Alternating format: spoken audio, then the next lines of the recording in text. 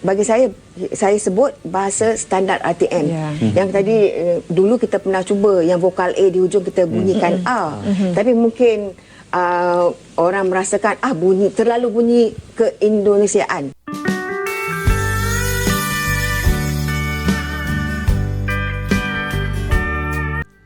Assalamualaikum warahmatullahi wabarakatuh. Halo teman-teman, jumpa lagi di channel ini. Gimana nih kabarnya?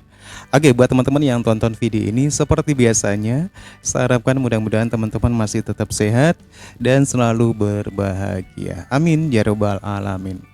Oke, di kesempatan kali ini saya akan react ke sebuah video dari Trend Publika dengan judulnya Gengsi Mirip Indonesia, Malaysia Batalkan Bahasa Baku.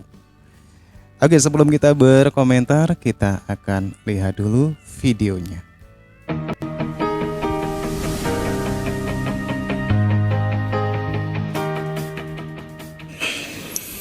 Itu juga berlaku pada soal sebutan baku. Tahun 2000 kabinet memutuskan dimansuhkan penggunaan sebutan baku. Walhal TB3 sudah memberikan suri teladan. Contoh penggunaan sebutan baku yang sangat baik.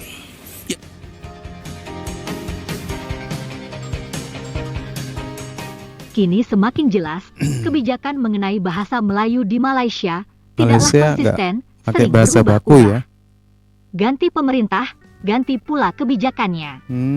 Soal nama bahasa pun sering berubah.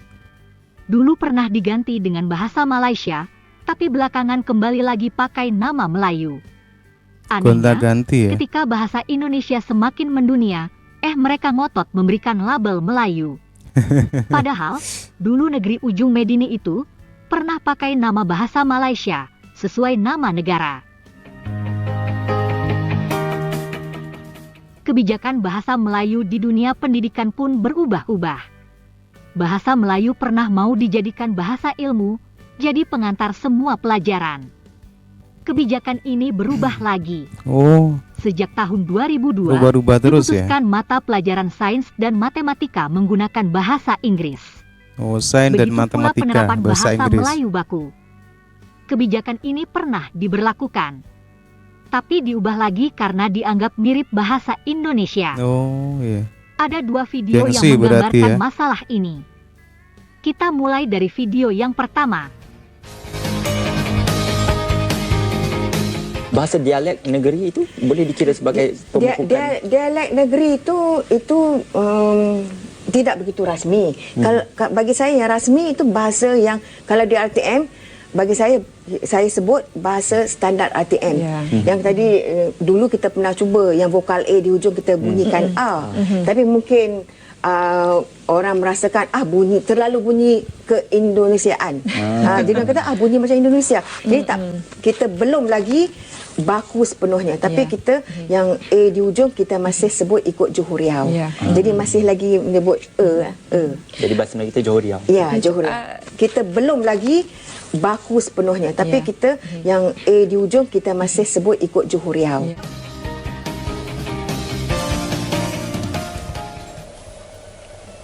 Itulah teman-teman ulasan kami mengenai bahasa Melayu. Nah, selanjutnya mari kita simak video berikut ini. Adakah mereka tidak faham, tidak mau faham, atau apa sebenarnya? Sesudah diformulasikan falsafah dan kebangsaan, mengapa dihentikan apabila tokoh tertentu tidak berada lagi dalam kerajaan? Jadi orang membaca seakan-akan karena Anwar Ibrahim, menteri yang bertanggung jawab ketika itu, melancarkan falsafah dan kebangsaan tidak ada lagi kerajaan, maka segala legasi atau warisan beliau itu mahu dipunahkan. Seolah-olah demikian. Itu juga berlaku pada soal sebutan baku. Tahun 2000 kabinet memutuskan dimansuhkan penggunaan sebutan baku. Walhal TB3 sudah memberikan suri teladan.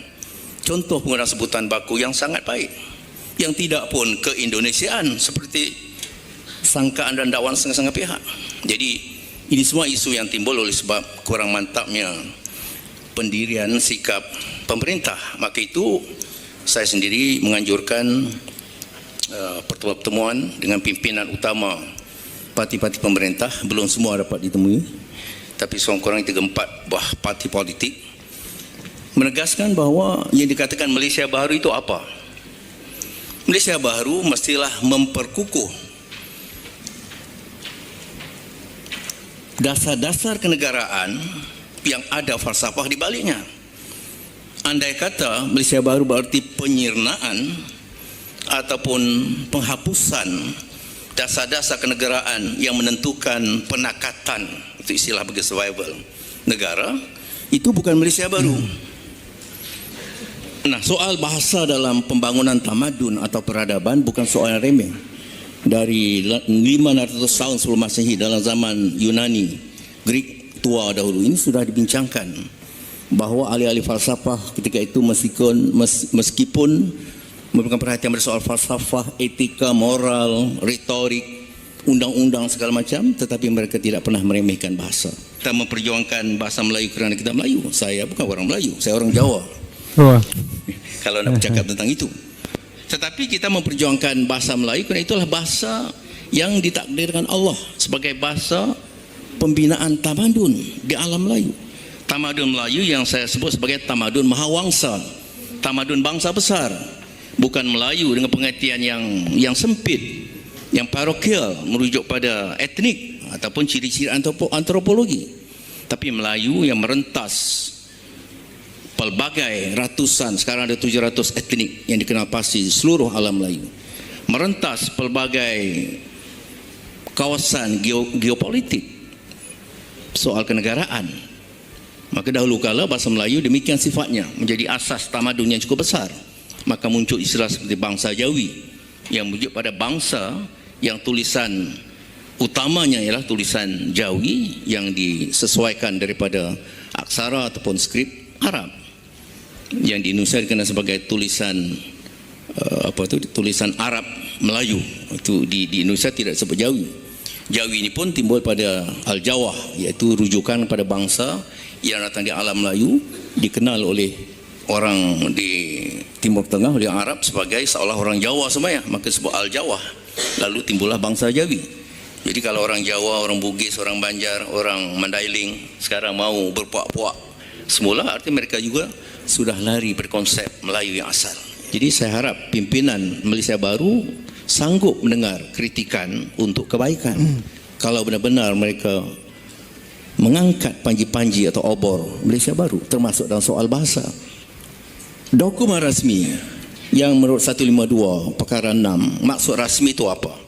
Segala maksud rasmi, urusan rasmi yang melibatkan urusan kerajaan persekutuan, kerajaan negeri dan pihak berkuasa awam. Itu 3 peringkat pentadbiran negara yang mesti mendaulatkan bahasa Melayu sebagai bahasa rasmi. Tetapi manakala ada dokumen rasmi, ada jata negara, ada nama kementerian tertentu, tetapi bahasanya bukan bahasa rasmi, ini yang kita tentang. Bukan individunya, soal Lim Guan Eng ke bukan soal individu yang kita tentang. Seperti Majlis Pemandaran di Johor Bahru, itu menggunakan letterhead, menggunakan kepala surat kerajaan sebagai ahli Majlis Perbandaran. Tetapi mengapa itu dalam bahasa yang bukan bahasa rasmi? Terima kasih ya teman-teman sudah menonton video kami. Semoga bermanfaat dan sampai jumpa lagi. Oke teman-teman, ya demikian satu buah video dengan judul Gengsi Mirip Bahasa Indonesia, Malaysia Batalkan Bahasa Melayu Baku. Oke teman-teman ya, kesepakatan untuk bisa menggunakan bahasa baku standar oleh negara-negara yang menggunakan bahasa yang berakar dari bahasa Melayu itu sebenarnya sudah ada teman-teman ya. Seperti contoh penggunaan kata saya, bukan saya ya. Nah, itu salah satu contoh kata. Dan itu sudah disepakati oleh 4 negara. Indonesia, Brunei, Malaysia, dan Singapura. Ternyata Malaysia justru meninggalkan kesepakatan itu dengan tidak menggunakan bahasa baku. Mereka khawatir kalau ini mirip ke Indonesiaan. Hal ini sangat tidak beralasan sekali. Dan justru sebagai pengguna bahasa baku, Indonesia sekarang sudah bisa mengangkat bahasa ini ke tingkat internasional, yaitu di UNESCO. Dan sekali lagi kebiasaan Malaysia ketika keberhasilan bahasa Indonesia seperti ini justru diklaim ya sebagai bahasa Melayu, sebagai perjuangan mereka. Oke teman-teman ya, demikian satu buah video yang menarik. Gimana menurut teman-teman? Silakan teman-teman bisa berkomentar. Terima kasih dan wassalamualaikum warahmatullahi wabarakatuh.